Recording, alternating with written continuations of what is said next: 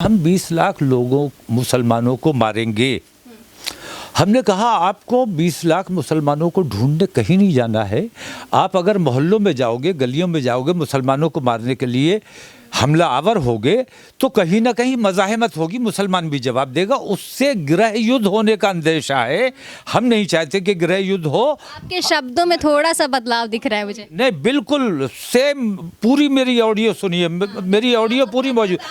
मैंने ये कहा कि मैं 20 लाख एक बार में नहीं दे सकता। मैं 20-20 हज़ार करके हर जुमे को 20 हज़ार दूंगा और मेरा एक भी आदमी आपका हाथ नहीं पकड़ेगा। आप आइए, हमारा कत्ल कीजिए, हम मरने के लिए तैयार हैं। हम आपको नहीं मारेंगे, हम मरने के लिए तैयार हैं। आप हमें आके मारिए, चाहे पुलिस से मरवा दीजिए, चाहे अपने उन आतंकवादी गुंडों से मरवा दीजिए। इसमें कहाँ मैंने किसे भड़काया है? मैंने तो अपने लोगों को लेकर आया हूँ कि आओ, आज तुम्हें अपने देश के लिए, अपनी देश की एकता और अखंडता के लिए, अपने देश में शांति बनाए रखने के लिए आज तुम्हें जान देनी है। और वो तमाम लोग मेरे जान देने के लिए आए थे, किसी की जान लेने। तो गृह युद्ध से क्या समझा जाए? युद्ध देखिए, जब झगड़ा होगा तो मारपीट होगी, पीटा भी जाएगा, मारा भी जाएगा। और ये लड़ाई फैलेगी, फसाद फैलेगा, दंगा फैलेगा, जिले फैलेगा, ये गृह युद्ध होता है। हम ये कहते हैं कि अगर आपके जो शब्द थे कि गृह युद्ध के लिए, हाँ। आप अगर हमें मारना चाहते हो तो आप हमें आके मार लो। हम एक फील्ड में जमा हो जाते हैं और हर जुमे को हम आपको 20 हज़ार मुसलमान देंगे। आप उनसे, उनके कत्ल से, उनके खून से अपनी प्यास बुझा लीजिए। क्या आपको लगता है ये बयान आपका सही था? ये बयान मेरा बिल्कुल सही है और मैं अपने बयान पर कायम हूँ कि अपने देश के लिए अगर मुझे जान देना पड़ती है तो मुझे कोताही नहीं करनी चाहिए, जान दे देनी चाहिए। ठीक है, आप कह रहे हैं कि वो सांप्रदायिक सौहार्द बिगाड़ने का काम करते हैं, तो आपने जिस तरीके से धर्म संसद बुलाई, जिस तरीके से वहाँ लोग आए, जिस तरीके से आपके हर एक बयान पर हज़ारों की तादाद में लोग तालियां बजा रहे थे, तो क्या इससे सांप्रदायिक सौहार्द बिगड़ने का अंदेशा नहीं है? नहीं, मेरे किस लफ्ज़ से सौहार्द बिगड़ने का अंदेशा है, मेरी वो समझ में नहीं आया। आप ही, मैं मेरा एक वो शब्द बताइए कि जो सौहार्द को बिगाड़ने का काम करता है। जितेंद्र नारायण त्यागी को तो जानते ही होंगे आप। देखिए, मैंने देखा है, सब चैनलों ने चलाया है। आधा सच झूठ से ज़्यादा हमेशा ख़तरनाक होता है। आधा सच दिखाने की कोशिश की जा रही है। मैंने कहा कि हमारे 20 हज़ार मुसलमान जमा हैं मरने के लिए, मारने के लिए नहीं कहा मैंने, मरने के लिए जमा है। उन्होंने ये दिखाने की कोशिश की कि इन्होंने 20 हज़ार मुसलमान जमा कर लिए, अब ये हिंदुओं पर हमला करेंगे। इस किस्म का माहौल, ये चैनल वाले असल में सांप्रदायिकता परोसने का काम कर रहे हैं, हिंदू मुस्लिम दूरी बनाने का काम कर रहे हैं। आम हिंदू की ये जिम्मेदारी है कि सच और झूठ को पहचाने, अच्छे और बुरे को पहचाने। ये हिंदू की जिम्मेदारी है। मुसलमान समझता है इन बातों को, जानता है कि ये लोग फसाद करना चाहते, लेकिन हम अपने भाइयों से नहीं लड़ना चाहते, क्योंकि हम अपने देश से प्यार करते हैं तो अपने देशवासियों से भी प्यार करते हैं। वो लोग अपने देश से भी प्यार नहीं करते। इसीलिए हिंदू और मुसलमान के नाम पे, भाई मैं हिंदुस्तानी हूँ, मुझसे आपको प्यार होना चाहिए क्योंकि आपको अपने देश से प्यार है। लेकिन मुसलमान होने की वजह से मुझसे नफरत करता है तो तू देश से भी प्यार नहीं कर सकता। ठीक है, तो क्या आप इसके पीछे सिर्फ एक पार्टी का हाथ मानते हैं या और भी विपक्षी पार्टियों का हाथ मानते हैं? नहीं, इसमें भारतीय जनता पार्टी ने यही बातें करके और इस किस्म की फ़िरका परस्ती फैलाकर, नफ़रतों का माहौल बनाकर, मैं कहता हूँ अल्लाह की भी बेआवाज़ लाठी है। कल यही भारतीय जनता पार्टी वाले, आरएसएस वाले हमारे ख़वातीन की नकाब पर, बुर्क़े पर पाबंदियाँ लगवाने को कहते थे। नकाब नहीं लगाई जानी चाहिए, ये नहीं। आज मर्दों को भी नकाब लगाने पे मजबूर कर दिया कुदरत ने। अगर तुमने हमारे साथ ये बेईमानी ना की होती तो शायद आज तुम्हें ये इस ज़िल्लत से ना गुजरना पड़ता। तो आपकी बात से मैं ये समझ लूँ कि नकाब पर जो रोक लगाने थे उसी की वजह से मास्क का ये प्रतिबंध आया है। नाइंसाफ़ियों की बात कर रहा हूँ, नाइंसाफ़ी नहीं होनी चाहिए सबके साथ। तुम कहते हो, कितने बड़े झूठे हैं, कहते हैं सबका साथ, सबका विकास, सबका विश्वास, और कहते हैं कि इन लोगों को इनके कपड़ों से पहचानो, इनकी टोपी से पहचानो, ये सबका विश्वास है। ये एक तरफा बात करते हैं। और कोई भी प्रधानमंत्री, कोई भी सरकार किसी एक धर्म की नहीं हो सकती। हिंदुस्तान के 130 करोड़ लोगों की सरकार है और हिंदुस्तान के 130 करोड़ हिंदुस्तानियों का उस प्रधानमंत्री पर अधिकार है। वो प्रधानमंत्री कुछ लोगों को माइनस करके जो बात करता है वो अन्याय करता है। ऐसी आपकी बात ठीक है, आपकी बात से मैं सहमत हूँ, लेकिन ये बताइए, क्या आपको लगता है 2014 के बाद फिर से जो चुनाव हुआ था, 2 बारी लगातार वो आए हैं सत्ता में, तो सिर्फ हिंदू उन्हें वोट दे रहे हैं? ऐसा तो नहीं हो सकता। हिंदू और मुसलमान का इसमें कहाँ क्या सवाल? आपने बोला ना कि एक संप्रदाय को, देखिए ऐसा है, उन्होंने नफरतों का एक माहौल बना के एक वर्ग विशेष को, मुसलमानों के खिलाफ, बल्कि सेकुलरिज्म के खिलाफ, सेकुलरिस्टों के खिलाफ। मुसलमान और हिंदू अलग नहीं है, हमारे साथ बहुत से हिंदू भी हैं। तो हम सेकुलरिस्टों के खिलाफ इन्होंने एक माहौल बनाया और तमाम पार्टियों को आज मैं देखता हूँ बहुत सी पार्टियां भी मुसलमानों से दामन बचा के चलती हैं, उनके साथ फोटो खिंचाने में शर्माती। मैंने तो देखा है कि बीजेपी में भी कैबिनेट मंत्री में भी मुसलमान शामिल हैं, तो आप ऐसे कैसे कह सकते हैं कि एक संप्रदाय को लेकर ही इस तरीके की भावना है? देखिए वो मजबूरी है उनकी। मैं आज भी कहता हूँ भारतीय जनता पार्टी भी एक पार्टी है, जिस तरह कांग्रेस है, जिस तरह समाजवादी है, जिस तरह बहुजन समाज है। भारतीय जनता पार्टी को अपनी चाल और अपना चरित्र थोड़ा सा बदलना चाहिए, अपनी ज़ुबान थोड़ी सी बदलनी चाहिए। तो हमारी कांग्रेस से कोई रिश्तेदारी नहीं है कि हम कांग्रेस के साथ जाएंगे या समाजवादी के साथ जाएंगे। हम आपके साथ चलने को तैयार हैं, लेकिन आपको अपना चाल और चरित्र थोड़ा सा ठीक करना चाहिए।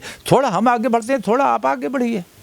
बीजेपी को चाल चरित्र सही करने की जरूरत है। बीजेपी अगर अपना चाल चरित्र ठीक कर लेती है, बीजेपी के नेता अगर अपनी ये बदजुबानी बंद कर देते हैं और बीजेपी इन भगवाधारी आतंकवादियों पर पाबंदी लगाती है और बीजेपी ये वादा करती है कि दंगे और फसाद देश और प्रदेश में नहीं होने दिए जाएंगे, इस किस्म की कुछ चीज़ें अगर वो करते हैं, तो हम भारतीय जनता पार्टी से मुसलमानों को चिढ़ नहीं है, उनके तरीक़ाकार से चिढ़ है। वो तरीक़ाकार अपना बदल लें, हम उनके साथ खड़े होने को तैयार हैं। कांग्रेस से कोई ख़ास रिश्तेदारी नहीं है, समाजवादी से कोई ख़ास दोस्ती नहीं है, बहुजन समाज, ये सारे के सारे हिंदू हैं। जैसे भारतीय जनता पार्टी हिंदू है, ऐसे ही समाजवादी हिंदू है, ऐसे ही तो हमारे लिए सब बराबर हैं।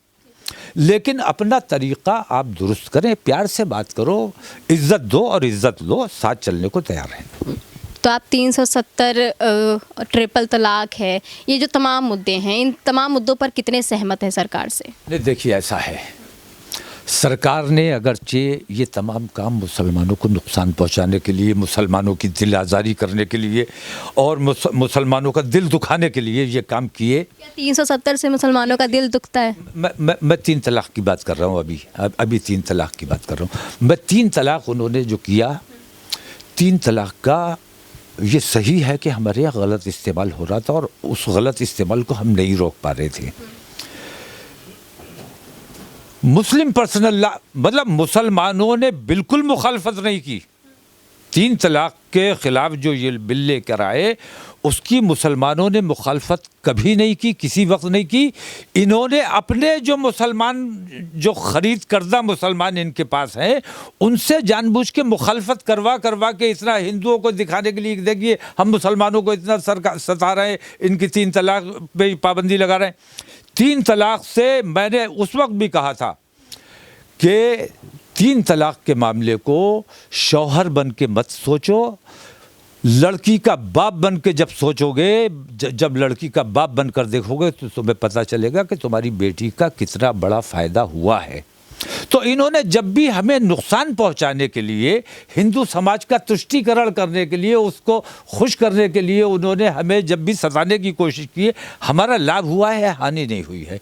ये हमें हानि नहीं पहुंचा सके, बल्कि इन्होंने मैं बहुत दुख के साथ ये कहने पर मजबूर हूँ कि इन्होंने जितना नुकसान हिंदुओं को पहुँचाया है, हिंदू समाज को पहुँचाया है, जितना नुकसान इन्होंने देश को पहुँचाया है, इतना नुकसान हमारे देश का बड़े से बड़ा दुश्मन नहीं पहुँचा सकता जितना नुकसान इन्होंने हमारे देश का कर दिया। आज छोटा सा मुल्क है बांग्लादेश, उसकी अपनी एयरलाइन है और आपकी अपनी एयरलाइन थी, आपने बेच डाली। आपने देश का छोड़ा क्या है बेचने से?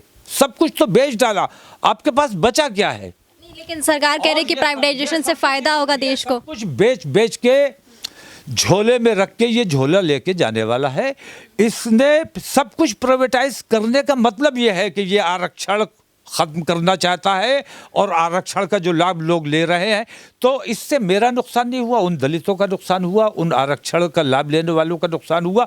मुझे तो ना नौकरी तब मिलती थी ना अब मिलनी है, बल्कि अब मिल सकती है, क्योंकि जब प्राइवेट हो गया तो जो जितना काम करेगा उतना उस हिस्सा पाएगा।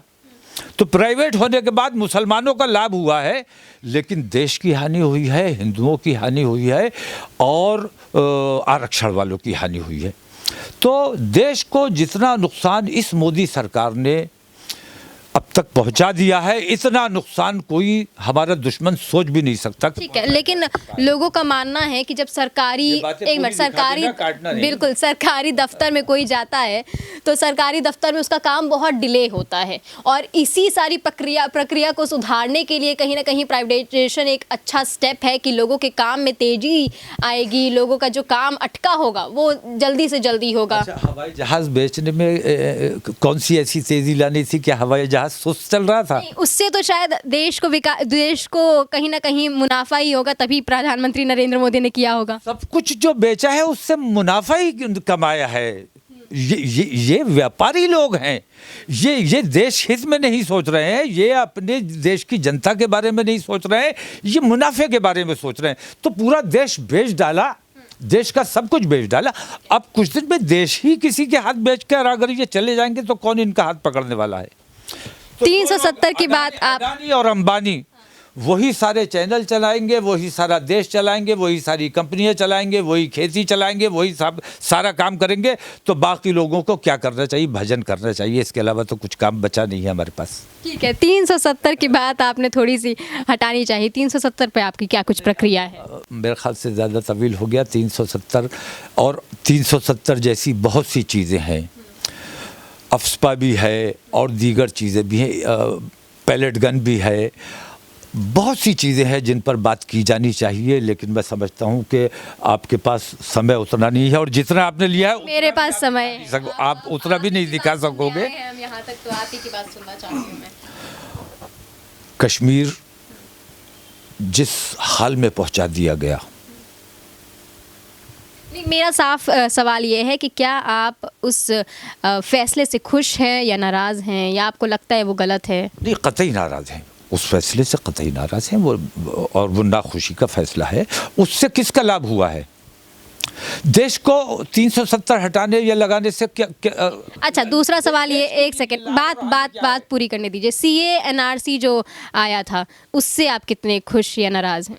बिल्कुल एक तरफा कार्रवाई की गई थी और कुछ लोगों को सताने के लिए, कुछ लोगों को खौफजदा करने के लिए और कुछ लोगों को परेशान करने के लिए ये लाने की कोशिश की गई थी।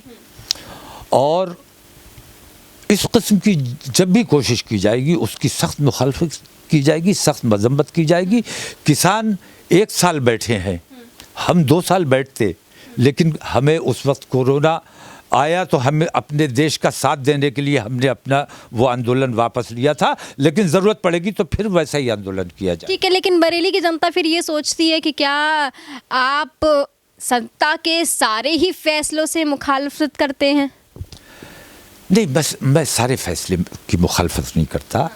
जो फैसला अच्छा है, मैंने 3 तलाक की हिमायत की, जबकि उन्होंने ये समझा था कि वो मेरे खिलाफ फैसला कर रहे हैं। मैं तो कह रहा हूँ उन्होंने बहुत अच्छा किया। तो सारे फैसलों की मुखालफत नहीं, जो देश हित के फैसले हैं। 3 तलाक से हिंदू समाज को क्या फ़ायदा हुआ? नहीं, हिंदू समाज को तो फायदा है। तो क्या मतलब? ठीक है, हाल ही में हिंदू समाज को वो दिखाना चाहते थे कि देखिए हम मुसलमानों को सता रहे हैं, तो हिंदू समाज को सताने वाली कहाँ से बात आ जाती है? सताने वाली बात कहाँ से आ जाती है? सारे काम ये तो देखिए, जैसे मैं मानती हूँ सर, एक सेकंड मेरी बात सुन लीजिए। जैसे मैं मानती हूँ, क्योंकि हम हिस्ट्री पढ़ते हुए आते हैं, तो जब भी कोई भी किसी भी कुरीति के प्रति आवाज़ उठाता है, उसको थोड़ा चेंज करने का काम करता है, तो उसे रिफॉर्म, सोशल रिफॉर्म के नाम से हम जानते हैं कि उसने जैसे सती प्रथा हटाया तो हम उसे सोशल रिफॉर्मर मानते हैं। तो इस तरीके से अगर ट्रिपल तलाक हटता है तो वो तो सोशल रिफॉर्मर में आ जाता है। वही इसमें कहाँ से कुछ सताने वाली बात कहाँ से आ जाती है? नहीं, तीन तलाक से जो मैंने जो फ़ायदा था वो बताया आपको, और उससे हमारी ख़वातीन को बहुत बड़ा फ़ायदा पहुंचा। एक तलाक की जो तलवार लटकी रहती थी। नहीं, मेरा सवाल वो नहीं था। मेरा सवाल आप समझने की कोशिश नहीं की। नहीं, मेरा आपने बोला सताने का काम किया गया, सताने का काम किया गया। उनकी नीयत मुस्लिम ख़वातीन को फ़ायदा पहुंचाने की नहीं थी। उनकी नीयत यही थी कि इनको सताना है, इनको तो वो लोग कौन थी जो प्रधानमंत्री नरेंद्र मोदी को राखियां भेज रही थी इस फैसले के बाद? हमने वो औरतें भी देखी हैं, और नकाब उतरवा के, उनका बुर्का उतरवा के जब हमने देखा है तो बहुत से अंदर से दाढ़ी मूछ वाले लोग निकले हैं। ये बुर्का पहना के अपनी भीड़ में इन्होंने दिखाया कि हमारे यहाँ देखिए कितनी मुस्लिम महिलाएं आती हैं, किस तरह ये होता है। ये सब तमाशे इन्होंने बहुत किए हैं, और बहुत करके ये तो लिबास से पहचान करवाने वाले लोग हैं ना। लिबास से पहचान मत करवाओ। हर हिंदुस्तानी तुम्हारी जिम्मेदारी है, उसकी हिफाजत तुम्हारी जिम्मेदारी है। उसको कत्ल करने की अगर कोई बात करता है तो उस पर कार्रवाई करना तुम्हारी जिम्मेदारी है।